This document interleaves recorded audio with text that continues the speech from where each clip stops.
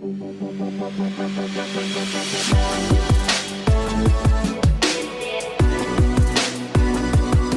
everyone, and welcome to our next episode, Season 3, Six Figure Certified Coach. I am so excited to have my new friend, Theresa, here. Theresa, welcome. Thanks so much for having me, Katie. I'm excited to be here. I'm so excited to have you here. So, your business is called Becoming More Me, You got right? it. Yep. And when I first met you and was connected with you, actually by a previous guest that we've had, Yeah, Kara, Kara.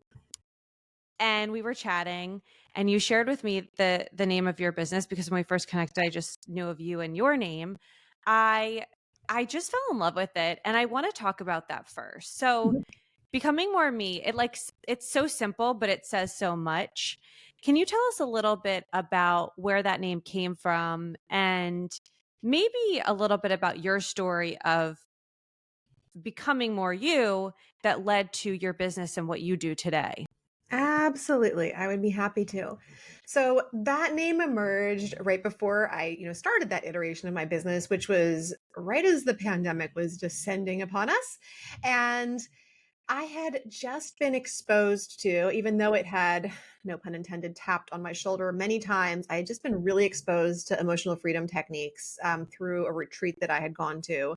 And I finally let it in. There were all these times when I had seen it, heard about it, and said, "Oh, this isn't for me," or didn't quite understand the way that different ways of working with the subconscious mind or energy work were actually going to get me out of my own way, which is what I so desperately needed.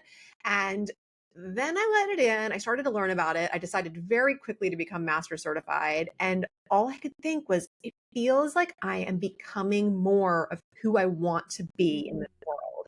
I just really can feel this shift in my consciousness and my awareness and my just embracing all of my capability and my worthiness and my enoughness and all of that stuff that felt so tamped down and shut out and it didn't quite have a voice or the vibrance that I wanted it to have. It was all just coming out in this amazing way. And I was just I'm becoming more me. It wasn't necessarily that I was changing or totally different. I just was more of all the good stuff inside of me that was yearning to get out for so long. Yeah. I love that. That's so beautiful. Do you find that, so in my career over the past 10 years, training new coaches, one of the biggest questions that they have from the beginning is should I operate my business under my name or should I have a business name? And, I always say there's no reason not to just use your name if that's all you have in this moment, right? But sometimes something comes through that's really divinely inspired. And it's so meaningful to people and we connect to it and other people connect to it. Do you find that people really connect to the name of your business because it really tangibly means something to them? I think that everyone has some kind of a story or a moment where they feel like they either wanted to become more me or they recognized that they did. So, yes. And that's how what originally started as a solo podcast for me, the Becoming More Me podcast, very quickly turned into having probably more guests than solo episodes because there were so many people that had stories to tell about how they were becoming more of themselves and how they were helping other people to do the same.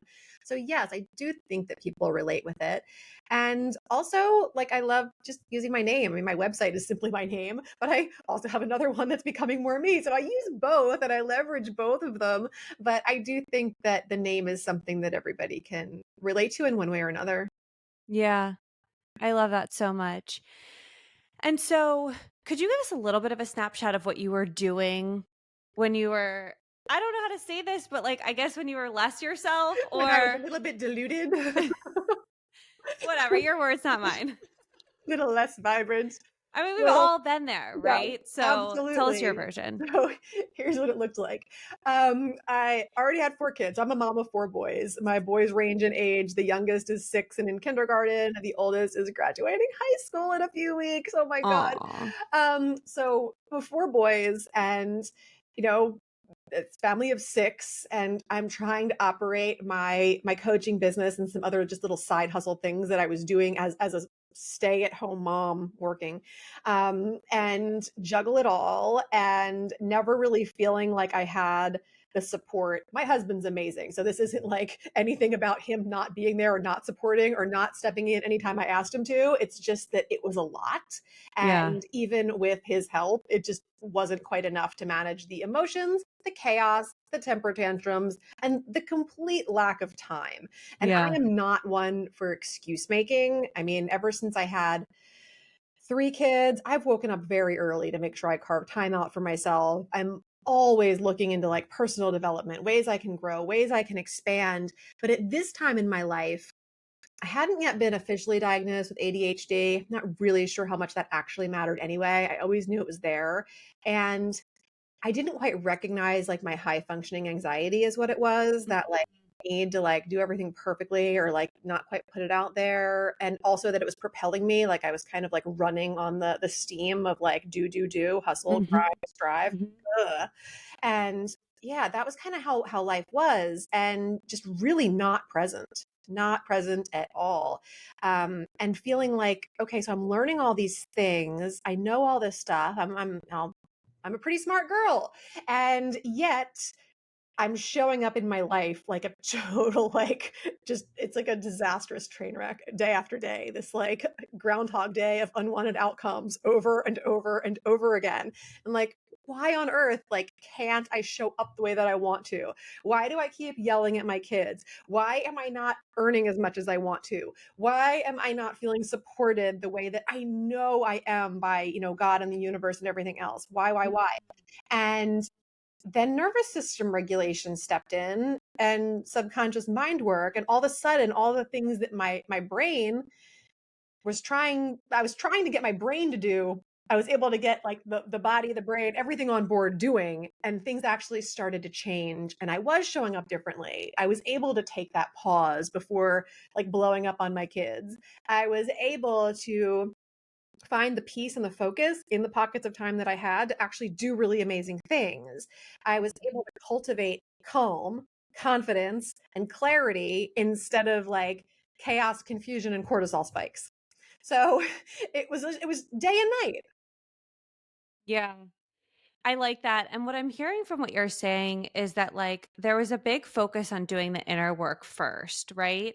Yeah, And that it seems to me like your outer work, like your business, has come out of the inner work that you've done. Is that most true? definitely. Yes. In Yeah. fact, it's probably inspired a lot of my business change because a lot of the coaching that I used to do before all of this, people, I mean, even though it was inner work and the inner work was what was important, it was more focused on like nutrition and exercise and like physical type of coaching.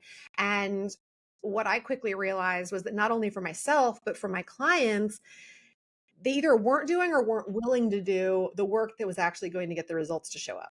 And that was all the inner deeper work. And I Yeah. very quickly realized like I'm done with like the superficial applications of things, and that's the only place I want to focus, because Yeah. every change is magnetized, mirrored, created through what's happening inside. Yeah. Yeah, I think it's so important. I mean, people, all the time, like, want to start a business. And what I love about your story and your example is you really pulled from your own life experiences to show you what you were sort of meant to be doing with your Yeah. career. And I think a lot of times, and I'd love to hear your perspective, a lot of times we struggle with our career, or we struggle to get clients, or we struggle to grow and to really make this idea of ours a real thing, right? Like a real money making machine, right? For lack of a better word, that we can invest our time and energy in, and we actually get something out, right? It's a business, not just a hobby. Um, and something that's really tangible, that's actually providing a living for us. But a lot of times and this can sometimes just be part of the natural process, we're spending a lot of time almost like doing a business that's not it's not what we're meant to be Mhm. doing. It sort of makes me think of like trying to date people back in the day that like we're not meant to be dating, or just trying to be someone we're not meant to be, which is, your whole theme. And so, what kind of advice do you have for people that are really trying to align themselves with their work, but maybe they're not getting the results that they want to see? They might have an inkling that something's off, but they don't really know where to start. Oh my gosh. I think it all comes down to cultivating our self-trust and our intuition. And I just had like so many different ADHD thoughts pinging around my head as you were Okay. talking about all these places where that just takes me.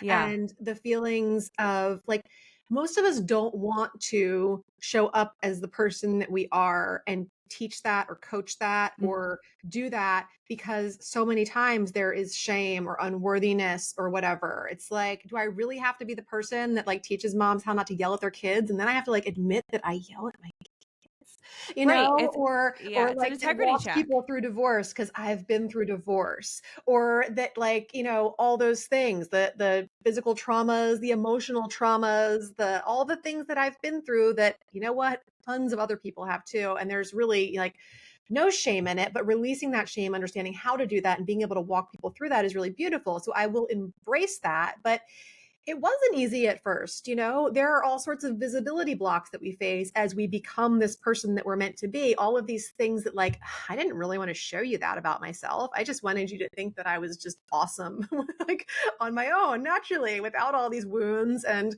wounding and ways that I have felt like I've failed or not been as good as I could be in the past. But that just really, I don't know, it discounts all the work that's been done and everything else. So I think that most people that really follow their purpose are like, man, I really didn't think I'd be the person that was sent here to advocate for this, Right. but here I am. And, I've got all this information and this wisdom and knowledge. So why not?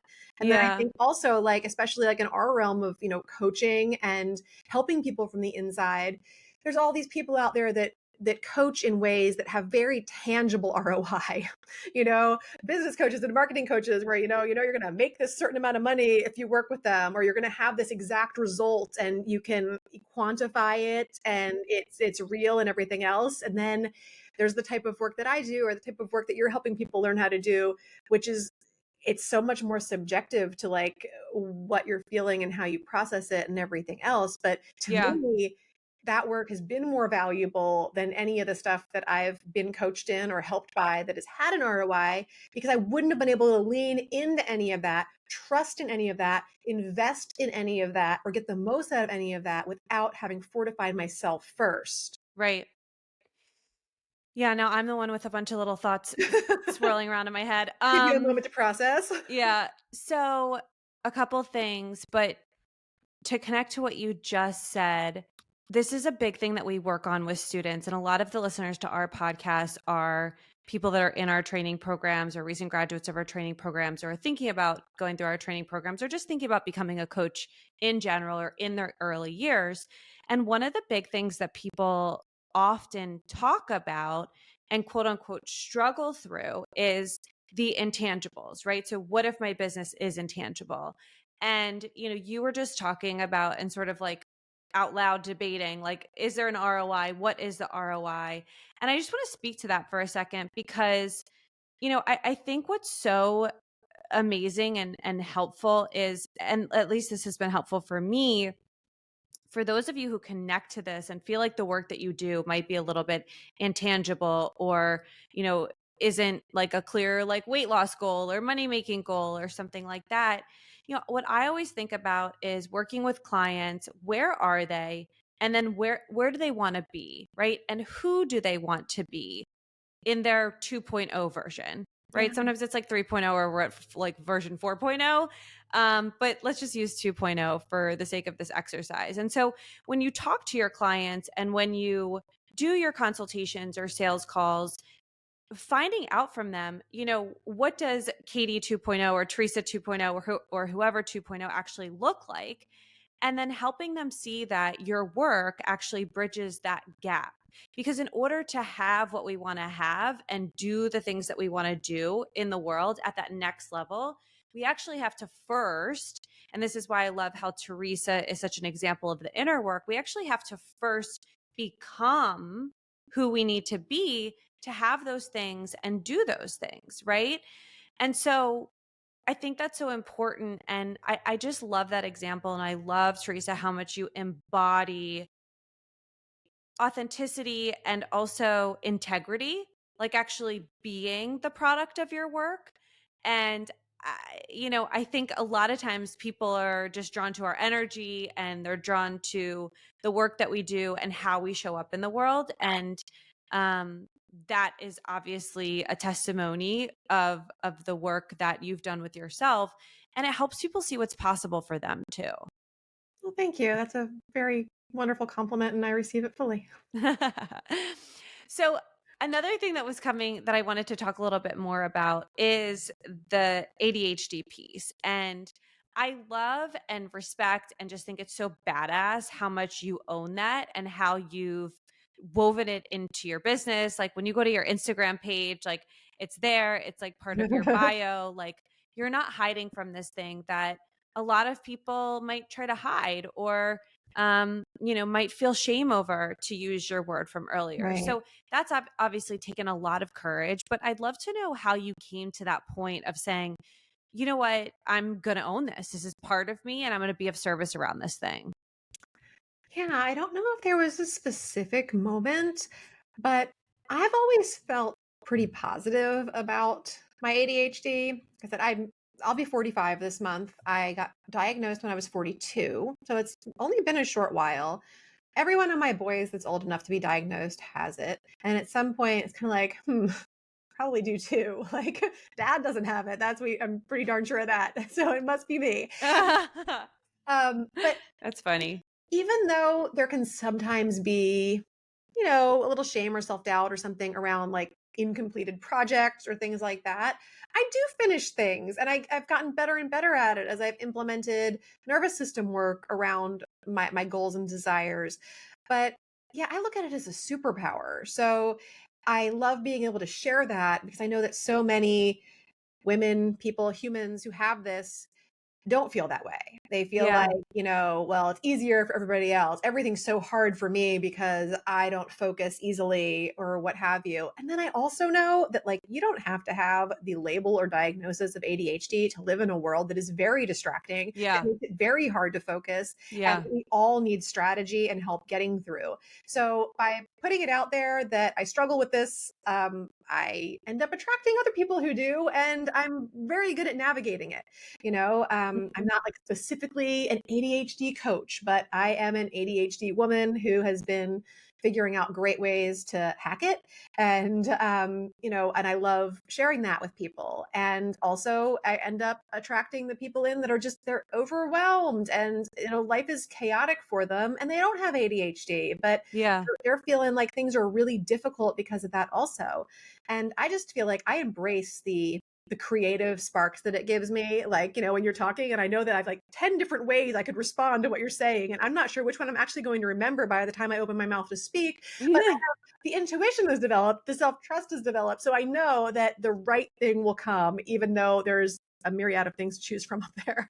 Yeah. And that's just how I like to use it. It's wonderful. I get these great periods of like hyperactivity, either in my brain work or physically, that I just love to utilize. I get great periods of like hyper focus where I can just do really amazing deep work. And there's just so many different angles of it that I think are fun. So if there was Yeah. some way to get rid of it, I wouldn't. But that's such a cool, I love that. And that's such a cool attitude and approach. And like what I see is you have this level of intimacy with yourself and I guess quote unquote your diagnosis, Mhm. right? Where you're owning it and also you've gotten to know it in a way where you can utilize it as a strength, right?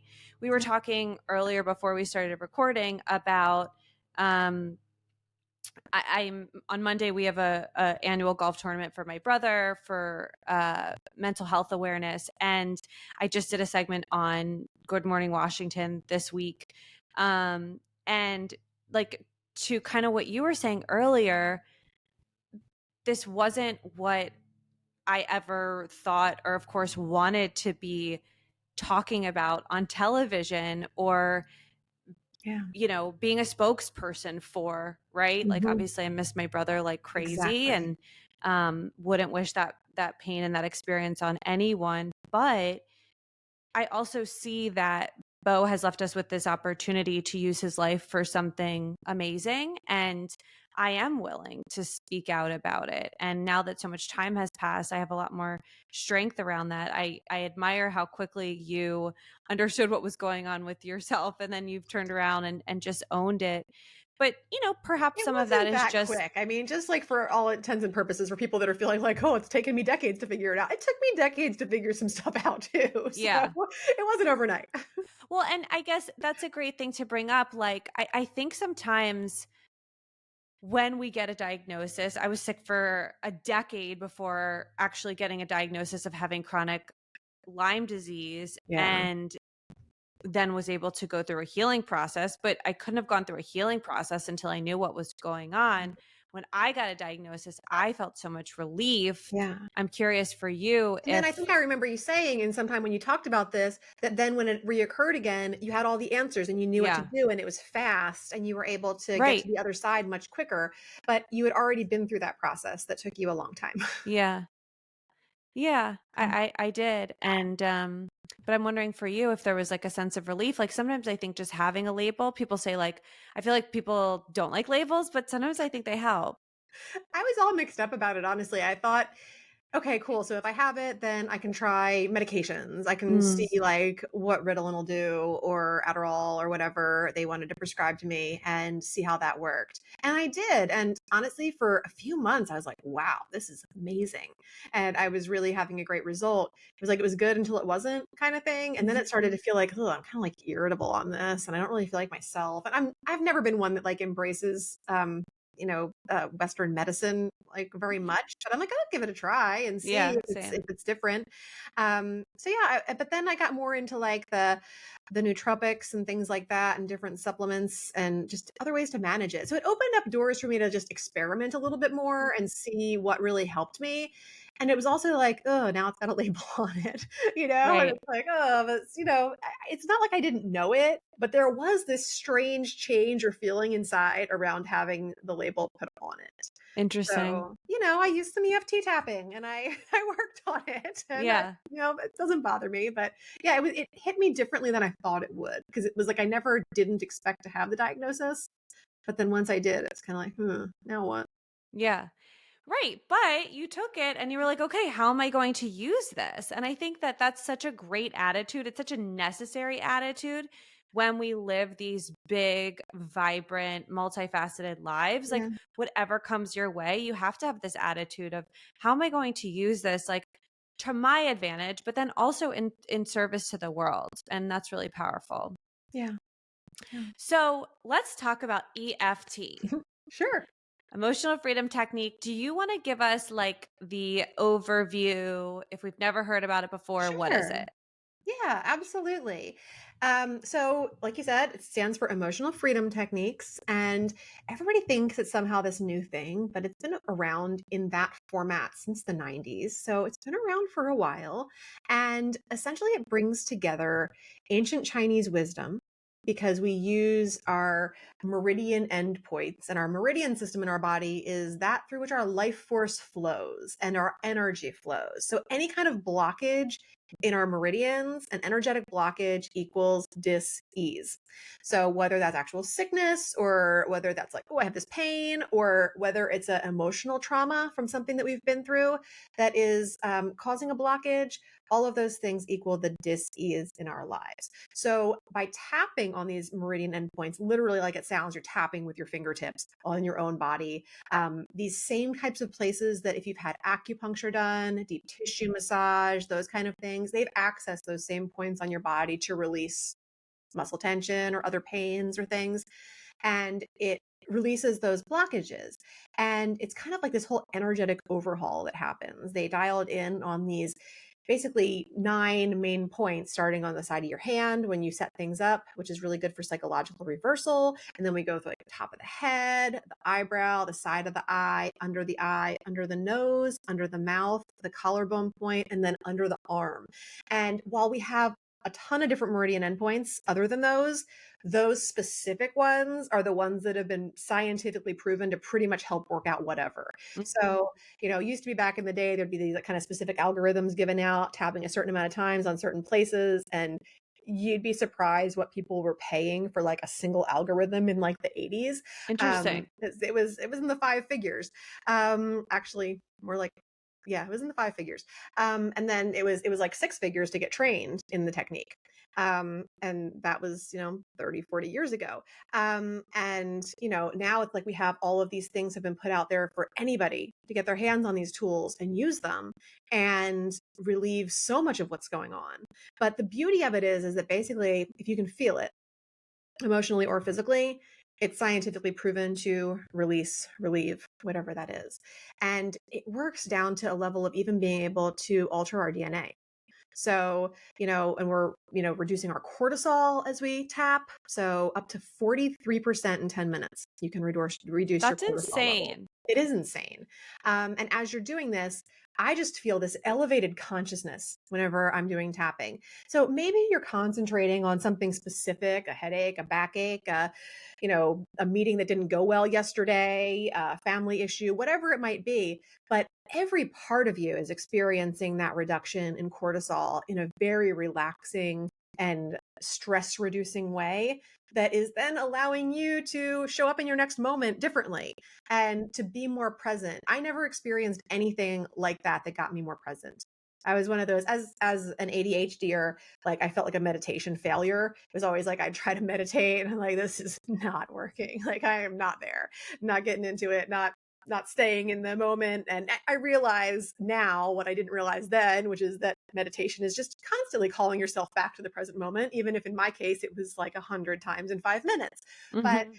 it didn't feel good to me. And doing just a single round of EFT was really just got me present. And I love the analogy of like, I felt like before I was kind of like in the front row at a crazy concert. I love being there and it's great, but it's chaotic. And then as I do EFT tapping, it's almost like I rise up out of the crowd into the nosebleed seats and I just have the full overview. I can, kind of choose what I want to focus on. I can see the whole picture. I Mhm. feel calm. I feel safe. I feel peaceful. I feel at ease. And I can take it all in from that higher vantage point, that elevated consciousness. Mhm. Yeah, presence and perspective. It sounds like it Yeah. really gives you. Yeah. Great Okay, for a so reframe. if you're like a tapper, like if you like tap as part of your lifestyle, like are you doing this every day? Yeah, it's interesting. I get questions about that all the time. Like, how often do you have to do it? There's not really like a specific answer here. So, as a master practitioner, I tap a lot with my clients. And some of those days I don't do any tapping on myself. But here's the kicker. And the really fun thing about this technique is that it has what's called borrowed benefits, which no other form of therapy has. Where when I'm tapping, like maybe I'm working on some trauma with you that has nothing to do with anything I'm going through, I'm still getting energetic blockages released. And this is also the way that like even though I wake up at 4:30 in the morning and I, go hard all day long doing different things, at the end of the day I still feel great. Like it's restorative and replenishing and it's not draining me. It's Interesting. reviving my energy and giving me greater health through doing it, even if it's not focused on me. But when I do want to do it focused on me, I often just, I mean, like 5 minutes. It's really, a lot of times when I start working with people, I'll have them make a list. And some people think this is going to be really hard, and some people think this is going to be really easy of 100 things. And I'm just like, just make a list of 100 things that you would like to see different in your life, whether it's a physical pain or an emotional thing or a goal or whatever. Just make a list of all those things. It happens a lot easier than most people realize once you start. It's like, oh yeah. And then of course, once you actually do a round of tapping on an issue, then you see what the next thing is. So it's very like daisy chain kind of a thing. But once you have a list, then you never have like a shortage of things that you want to tap on. But for me, like if I'm going to do tapping, I just think like what's the biggest bother to me right at this moment? Like, what's the thing that's causing me the most pain? And then I just focus there because that's obviously the thing that is crying out for attention and that I want to release. And through doing that, everything else gets a little bit better. Yeah. Do you see it as more of like an as needed thing or like a preventative thing? So, should I be doing it when I'm like stressed out and panicking, or should I be doing it every day for 5 minutes to like keep the panic to a low and be preventative? All right. So let's use an example here that you've already brought up, like in losing your brother all those years Okay. ago. Okay. So when you were going through Picked a that, really picked a really tough example, Teresa. You just went for it. just went for it. I love that. I do shoot from the hip. I'm sorry if that seemed insensitive. Um, but I mean, this is it's a very good and beautiful example because when you're going through that in the moment, that is so raw and so intense and so difficult and so challenging and so traumatic. Mhm. And you need a lot of band-aid kind of work during a True. time like that. So that's when I say like just as needed. Like you've got this wave of grief coming, Mhm. just address it and go back to whatever it is that you need to do in that moment. Or stay there. But then as you take the edge off and you can look at that more and you can face that raw pain without as much charge. Like we're always rating things in EFT, the scale of like 0 to 10, where 10 is like the most charged or triggered by something, and 0 is like there's no charge there. Mhm. You can get that charge down through some of the like band-aid sort of stuff. Mhm. Then um that's when you can take time and in a situation like that, I'd say definitely you'd be working with someone, not on your own, to go into like really reviewing the trauma and things Mhm. so that you don't need it as a band-aid as much. So that you can Right. actually get to the root cause and change, release, neutralize the energy there. Yeah. And then you won't have all those little moments that you need to use it in a more superficial way. Yeah. I love that. Yeah, it's like maintenance plan, right? So, Yeah. y I call it y Band-Aid and deep wound clean out. right. It's like, Okay, that's good. I like where you that. can like really like get the deep wound cleaned out, then it can actually heal. Or in the meantime, just, you never deny yourself a Band-Aid. You're hurt, you need it, go for it. Yeah, and I would imagine too, like, also just, like, managing everyday stress, right? Like, I'm the kind of person where, when, like, I just feel like growing up, like, I'd go to the doctor for, like, a physical, and I'd be like, "I'm having stomach aches, or I'm having headaches," or whatever, and they'd be like, "Well, have you been stressed lately?" And I would always just be like, "Yeah." Like, I'm always stressed. Like, I just feel like I'm that kind of person, and I run at a fast pace.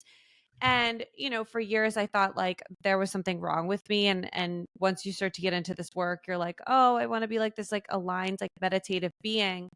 But it doesn't really suit my personality. Like I actually like having my hands in a lot of things and I like being very busy. Of course, I need some downtime, but it's just part of my nature.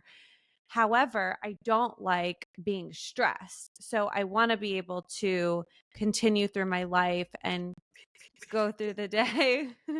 What? All pain is going off. Yeah. Okay, No. go. Tell us. What?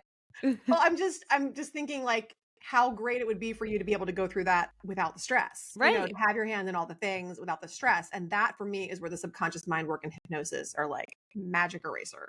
Yeah. To be able to feel safety in letting go of the stress, knowing that everything's going to be fine anyway, knowing that you can be just as equally productive, maybe definitely more because you can relax and just oh, leaning into pleasure. We are so pleasure deprived, Katie. Like, it's ridiculous how much we Yeah. don't lean into that and allow it to lead us. And yet, as women, we have a greater capacity for pleasure than men. And, we're not taking charge of that in the way that it can actually serve us to propel us forward in all those things that we want to do and accomplish. I love that. That's juicy. In a lot of ways. Yes. Okay, so one more question I really want to make sure we get to, which is connected to this. Nervous system regulation. You talk about this a lot. It's like one of the buzzwords on your all over your Instagram page. Um What is nervous system regulation? Obviously, EFT helps with it. It Yeah. solves that can solve a lot of problems, but talk us through that. And there's a lot of other ways one can, regulate a nervous system. Breath work is great. There's a lot of Mm, ways, but nervous system is, the foundation of our lived experience. It connects our body and our mind. It regulates our emotional and mental state, our immune system, our other body systems. It's pretty important. So, regulating it and allowing it to move between states is really crucial to not having a totally stressed out life mhm, and being able to recover from stressful situations. When we're mhm. thinking about things like, Anxiety or sleep deprivation, emotional pain, burnout, trauma, all of those things, we need to address, all the different parts for that long lasting healing.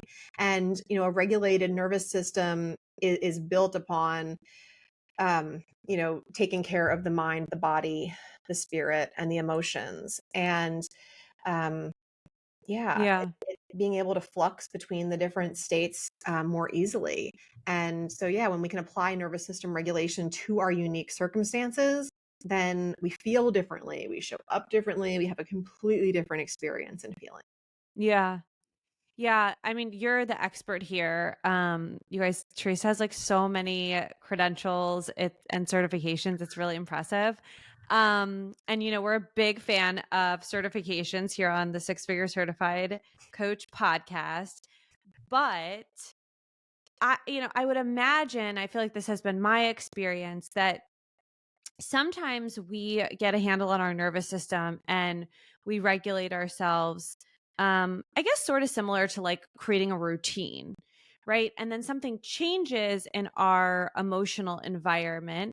Maybe we get a roommate, or we move to a different area, or we get a new job, or maybe we have a baby, and all of these different things change how we regulate our systems. They dysregulate us. Yeah. That's just Yeah. part of being human. I can give you all the tools you need to regulate your nervous system, and also you will be dysregulated again for sure.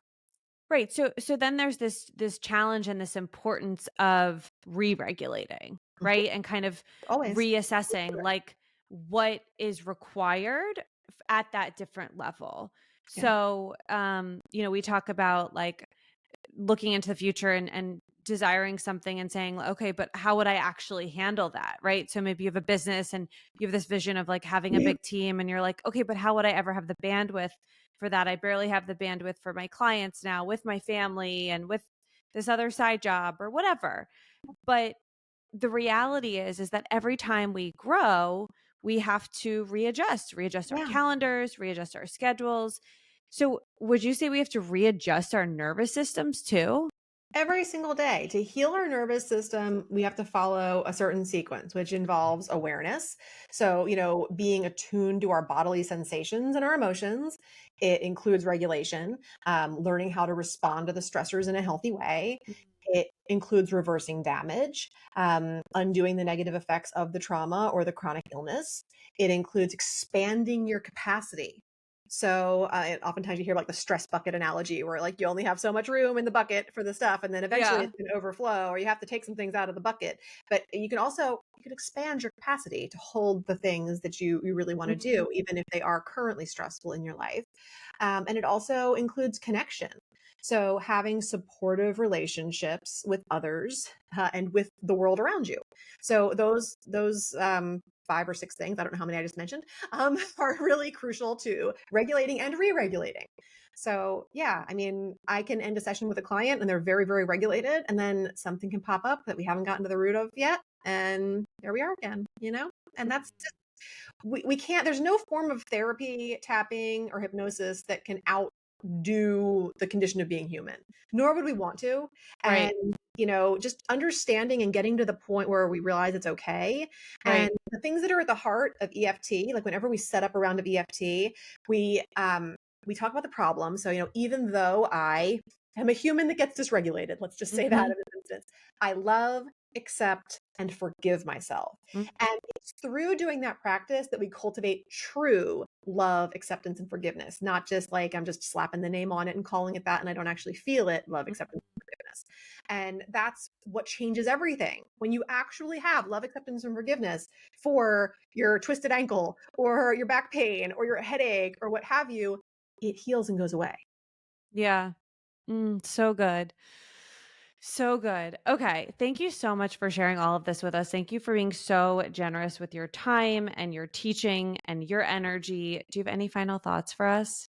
Yes. Okay. Couple. Well, the most important one is that you and I are going to do some tapping together. And that's what Okay. I want to make sure that listeners realize they can get a hold of this because I have this amazing resource called the private sessions, which you can get by going to theprivatesessions.com. Katie and I are going to pick a topic, something great that emerged here today, I'm sure, that is going to not only give her an energetic shift in the right direction, but also help all of you. And it will be recorded and accessible through this resource, along with dozens and dozens of other tapping sessions. So you will find something in this resource that resonates with you and that you can press play on and get a change. And that's the most important thing to me because it's one thing for Katie and I to sit here and talk about, like, what is it? How does it work? How do you do it? But that doesn't mean anything if you don't do it and you Mhm. don't try it and you don't get the change. So I have been building this resource for a number of years now, and it is just chock full of tips that you will only get from a master practitioner and therapy only like I do it. So I invite you to get your hands on that and just realize that whatever you're going through, whatever pain is happening, there is a shift, a change, an up leveling, a next level for you that you're not even aware exists yet. And it's so beautiful to lean into that and to explore it and to see what unfolds that is your life and your story of becoming more of the person that you're meant to be in this world. I love that. Yeah, your current state doesn't have to be your state forever, right? We Change get is to the change only it. constant, and that includes our emotions, our feelings, our nervous system, our life, everything. Yeah. Cool. Teresa, what are the best places for us to hang out with you online? Yeah, you can find me at my website, theresalearlevine.com. You can find me by that name in all the different social places too, if there's a place that you enjoy more than another. And of course, when you grab that resource, it's got all of my information in it too at theprivatesessions.com. Okay, and we will also have all of that in the show notes, of course. Theresa Lear Levine, thank you so much for spending your time with us, becoming more me. Guys, go follow Teresa, stay in touch with her, and do some tapping, okay? Oh, thank you so much for having me, Katie. It was a pleasure. Thanks.